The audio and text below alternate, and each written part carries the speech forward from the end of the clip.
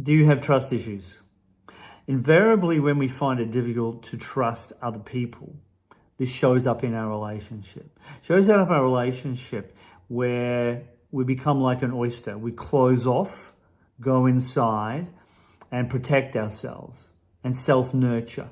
The problem is the message that sends our partner is that we don't care and we don't love them.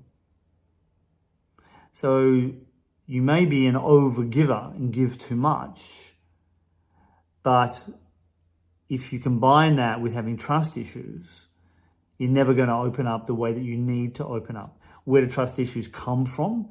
Invariably, events that happen to us, or perhaps role models, or a combination of both. If one of our parents has been an unstable or untrusting figure in our life, then we learn not to trust, not just them, but we learn not to trust love itself. And so when we meet someone and we want to be loved by them, or we want to love them, we find it very difficult to actually open up. As I've said many times, it's much easier to love someone else than to let them fully love us and let them in, because that's risky. What happens if I do that and that love is taken away? But what happens if you did do it? What happens if you learn how to fully trust someone else and you pick the right person? In fact, by opening up to someone else, you create the circumstances and the groundwork of a great relationship. Because if you're fully open with them, they are more than likely to be fully open with you. Trust breeds trust. When we're closed off, what it breeds is them closing off.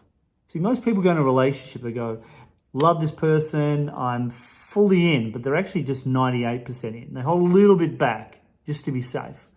And of course, the other person feels that. So what do? They hold a little bit back as well. And then as something happens in a relationship and things don't go well, we argue. Now it's not 98%, now it's 90%. And then it's 85, and then it's 80, etc. And as we gradually close off, they naturally, of course, close off as well. And pretty soon we end up in a relationship where neither of us are fully open with each other. Resentment has been created.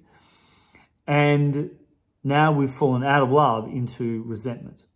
And it all started with conditioning or an experience, maybe at school, where we learned not to trust. The good news is you can learn to trust again. In fact, it's essential that you learn to trust again. So if you're having this issue, it's worthwhile reaching out and getting some assistance in being able to fully trust again.